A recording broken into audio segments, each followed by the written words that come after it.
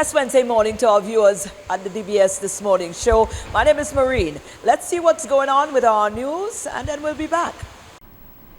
Good morning. The opposition United Workers' Party is calling for the resignation of the Investment Minister, Dr. Ernest Hilaire, and for the head of the Citizenship by Investment or CIP unit to be sent on leave pending the outcome of the MSR lawsuit. When I said that our program was on trial, the government, the St. Lucia Labour Party took umbrage and they took offense. I'm repeating. Our CIP program is on trial because Mr. McLeod Emmanuel was not named as a co-defendant in the lawsuit in his private capacity on a matter about his personal business. He was named as the CEO of St. Lucia's Citizen by Investment program. The UWP believes these steps, if followed, will help salvage what is left of the CIP's image as well as the country's overseas reputation. Consideration is being given to including alcohol and petroleum on the list of regulated substances, according to Commerce Minister Emma Hippolyte. So consideration is also being given to including alcohol and petroleum on the list of regulated substances, to name a few. Our mandate here is to oversee a wide range of substances, each with its own set of challenges and opportunities. Throughout this process, inclusiveness must be at the core of our efforts. This means engaging with a broad spectrum of stakeholders. The minister made the disclosure as the Regulated Substances Authority, the RSA, held its inaugural meeting on Tuesday. The Ministry of Education has reached out to Helen's Daughters as a potential partner in the ministry's technical and vocational training program. This move comes after the Caribbean Examination Council, or CXC, announced the discontinuation of several subjects, including agricultural science, at the Caribbean Advanced Proficiency level. In the same instance, we are essentially trying to be support mechanisms. We have our apprenticeship program with Hotel Chocolat. We have our scholarship programs with St. Vincent and the Grenadines Community College and Sir Arthur Lewis Community College. And we have our school tours and so forth. But how can we continue to empower children and pull them into the agricultural sector when more large-scale regional and more influential partners like the Caribbean Examinations Council say they're going to remove agriculture? She says this move is almost hypocritical as a move by CXC, as several campaigns have been launched in the region for the purpose of improving food security. Nevertheless, she says the Ministry of Education has reached out to the organization with regards to its TVET program and a potential partnership with Helen's Daughters. Despite the increased risk of multiple hazards, the Caribbean Disaster Emergency Management Agency, or CDEMA, is prepared for the Atlantic hurricane season. We do have wildfires and forest fires, which have been ongoing in Belize since May the 16th. And a number of our states in the Eastern Caribbean are experiencing severe water shortages as a result of the drought. We have the situation of civil unrest, which unfortunately still continues within Haiti, and our region continues to experience earthquakes. So we appreciate that we will be experiencing all of these things, as well as potential implications from the Atlantic Basin hurricane season as well. This was highlighted during the agency's annual hurricane season press conference in St. Kitts on Tuesday. These are your top stories. Thanks for watching. Good morning. Absolutely. Thank you very much, News Desk. Let's take a break.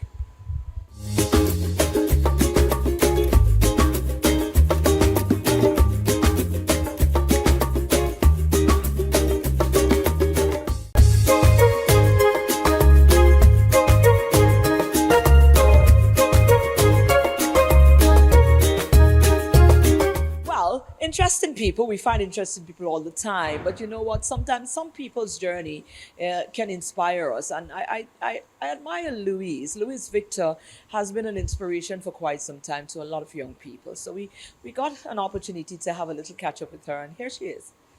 You know, people can inspire you, and if you allow some person's journey, to be an example, then yes, you can be inspired. Louis Victor has been inspiring for quite some time now. Quite young at that, you know. Lulu ain't no old person, but she's accomplished so much. And just recently, you've been appointed as. Independent director of Cricket West Indies. There you go. Yeah. You understand? So here's another accolade being added onto a belt as a young woman. And some of you might be sitting on the sidelines and saying, hey, she again? Why should I give somebody a chance? We know the conversations, you understand?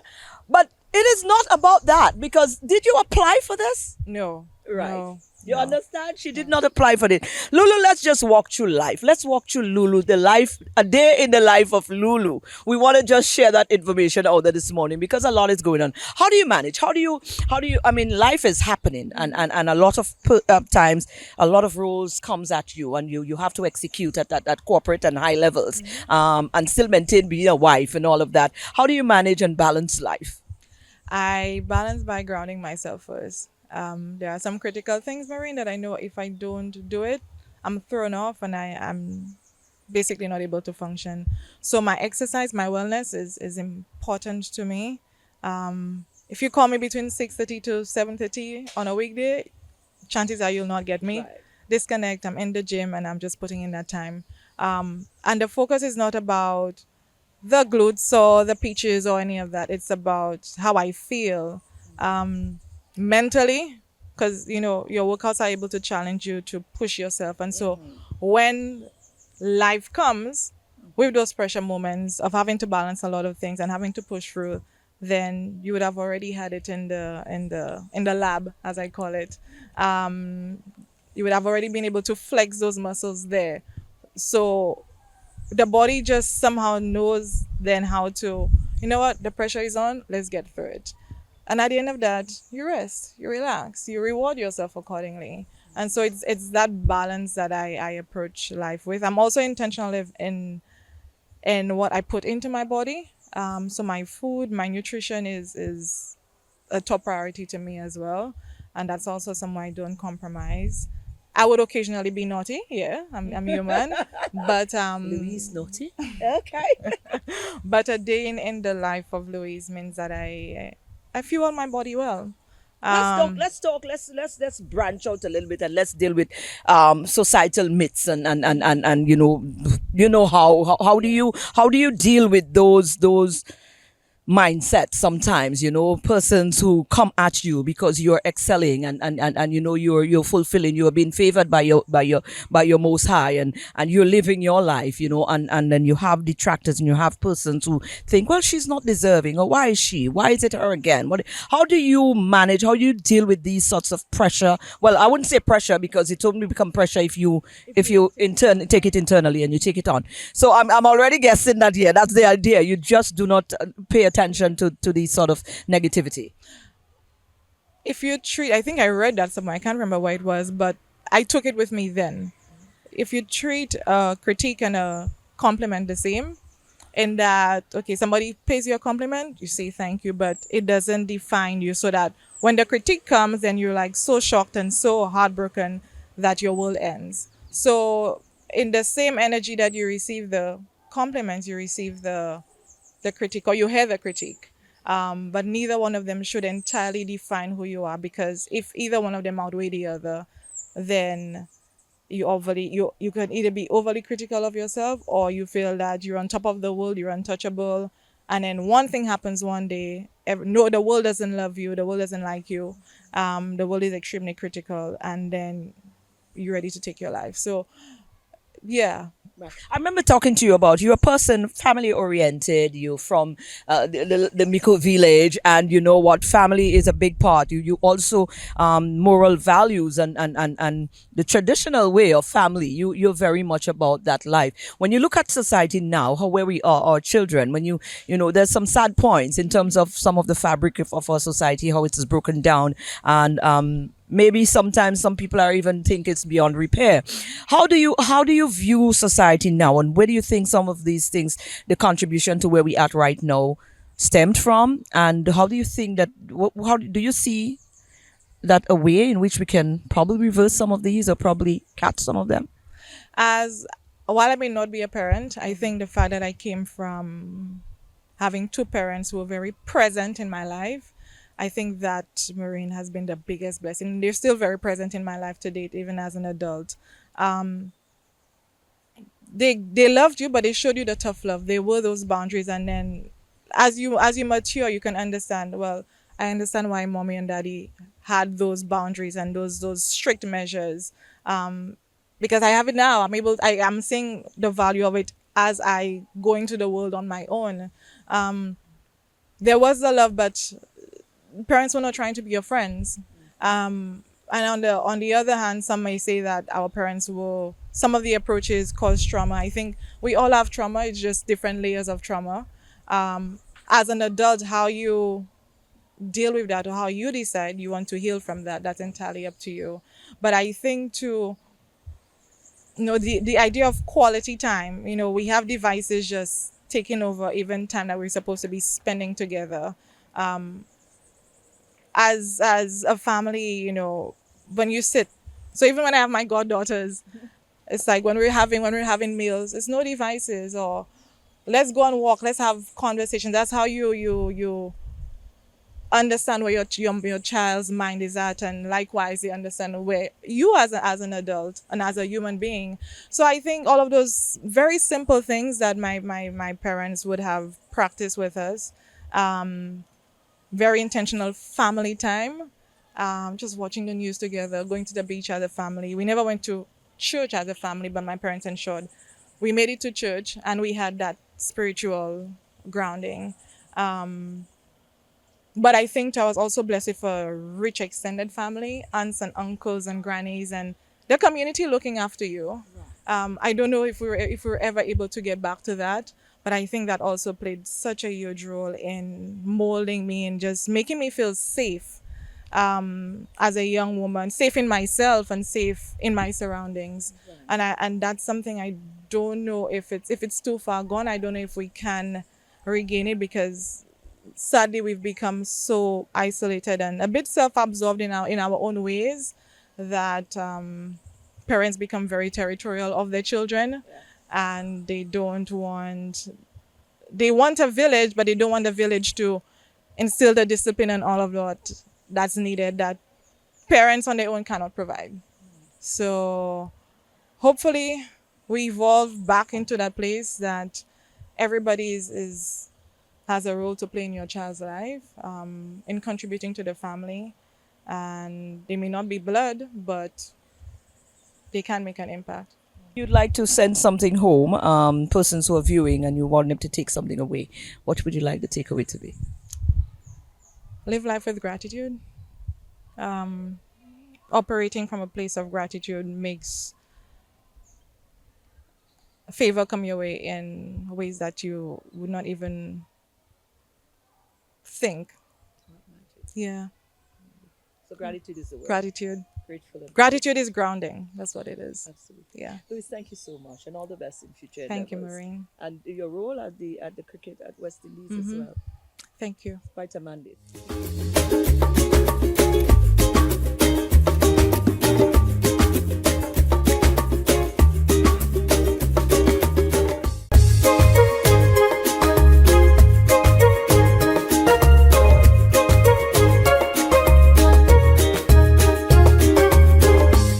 Welcome back, DBS family. And of course, if you don't recognize where we are, it's right behind us here. Rev Up SLU 97.1. And I'm here with Tony. How are you doing this morning? I'm doing mighty, mighty fine. And of course, you should be doing mighty fine, because some grand news, if you don't know already, Rev Up SLU is in fact, I'm going to let you do the honors. Yeah, Rev Up SLU is the exclusive broadcaster for Cricket World Cup 2024 on radio, of course. And how does it feel to just be that exclusive? Let me tell you, it's the greatest feeling in the whole world, knowing that everybody who decides, let me try, because they can't get it on the television because maybe they're traveling, driving somewhere, to know that the only place it's available is at Rev Up St. Lucia 97.1 FM. And another reason why this is massive, ladies and gentlemen, DBS family, how long have you guys been officially on the air for? Just about 6 to 7 months, and to get something like that, for me and for us, that is just massive. So we are so proud to be bringing cricket. Now, you know, they say that cricket is a dying thing for radio. Now, T20 cricket has risen. Radio stations don't really broadcast cricket anymore because they're saying, you know, people just rather watch it. But what about those who can't watch it? Then that's where we come in. And we are so proud to be, again, the exclusive carriers of World Cup, ICC World Cup T20 cricket. Now, how was that relation? How did that relationship come about? How did that opportunity come about for you guys? Because I mean, there are a myriad of radio stations in St. Lucia, of course, and not saying you guys are not capable, but just saying there are so many people who think, well, maybe some of the more established, the veteran stations would have probably gotten a shot at this, but they said no. They chose Rev Up. How did that come about? If you can. That is a great, great, great question. What happened is Claudius Emmanuel was very much in touch with this Bajan commentator. His name is Andrew Mason. They're pretty good friends. They've worked together and everything. And what happened is they were looking like which radio station you think would want to do it. And then all of a sudden, Claudius was friends with Andrea and myself. So he decided, let's try Rev Up. So he contacted us and we decided, yes, we think it's a go because this is cricket. And we asked for exclusivity and they said, well, yes, we can give you exclusivity if you want to do this. And we decided, yes, let's make it happen. So it's kind of, let's just say it's Claudius Emmanuel who made the contact with Barbados, and we all agreed. We had a meeting, in fact, a couple of meetings, and we decided, okay, this is how we're going to go about it. So we were really, really happy about that. Of course, biggest of big ups to Claudius, huh? Big up yourself, Claudius. All right. And how's it been so far? I mean, the cup has started. I mean, you guys have been broadcasting. How's it been so far? How's the reception been from you guys' audience and other audiences? Because this will obviously bring so many more listeners to you guys. I'm sure you guys are really ready to capitalize on this opportunity as well. That's the idea as well, to bring listeners to the radio station because, you know, again, we're just 6 to 7 months and not a lot of people are saying, wait a second, y'all are on the air. So not a lot of people have really heard about us. But because this is World Cup cricket, T20 World Cup cricket, so important, such a big thing. T20 cricket has become so large that the USA, now, you know, once the United States are involved in anything, exactly, they are carrying cricket as well. Right. It is being played in the great United States. The two hosts of this World Cup T20 cricket is the United States and the Caribbean or the West Indies. And so that is just huge. And knowing that if you want to listen to cricket while you're again moving around and so on, there's only one place that's available. That is Rev Up, St. Lucia. Yeah. Tony, want to say congratulations to you guys on this massive opportunity, and of course wishing you guys all the best in every broadcast that you do. Of course, in Lucia, do listen to Rev Up SLU 97.1 FM, the only place that carry exclusively T20 ICC World Cup coverage. All right, and hey, what else to do? Go out and enjoy the rest of your day. Listen to some cricket once it's on, and catch you next time on DBS This Morning. Yeah.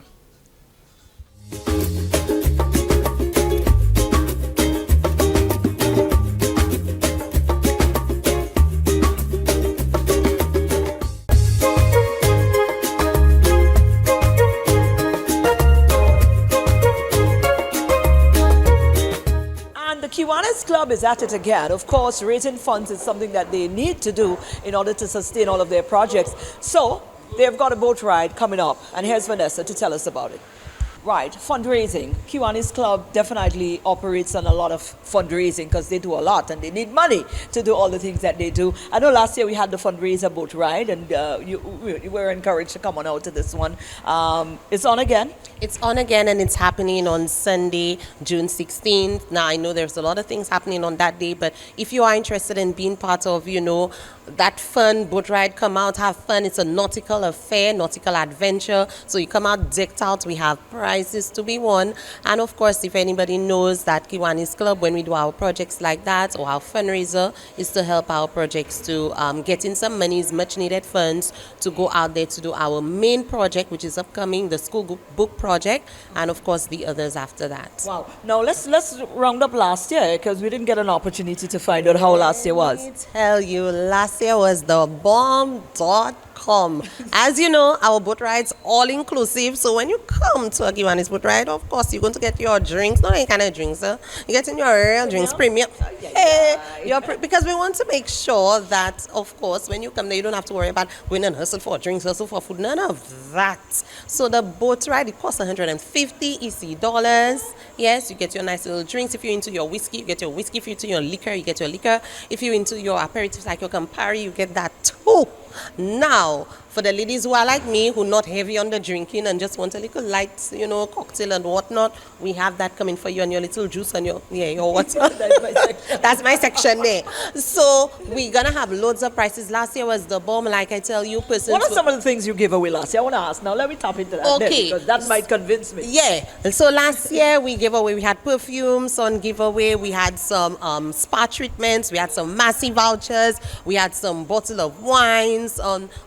Yeah, man. We gave away things. So this year is just the same. We're gonna be giving away some spa treatments. We're gonna have manicure, pedicures for the ladies. Father's Day will be around that same time, so we have some bottles for the dads. Give away some good, nice little bottles there, and of course everything that would be about skincare, self-care. We have some products for that. We got some sponsors on board with us. Hopefully we'll get some more sponsors coming on. Most of our corporate sponsors who come on board with us always look to help us out because they recognize the need for that. Some of the sponsors are the hotels, Massey.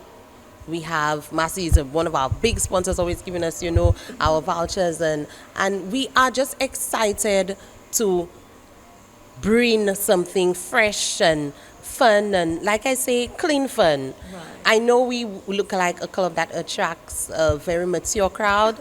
They look boring a little bit. Yeah, people may think that we are boring in the sense of because it's hard work, volunteering, and you see a lot of grown people. But we're changing that. Do I look boring? No, I don't. I look like a lot of fun, a little extra on the extra side, That's right. So we have all of that. It's a good mix of young, fresh, old, a little good mix in that, young professionals, and this is what we want to attract to. Right. So when you look to put your money into coming to a boat ride like ours, you know that money will be well spent, not on just you enjoying your time and your money, but also into pouring some much needed funds into the projects. Right.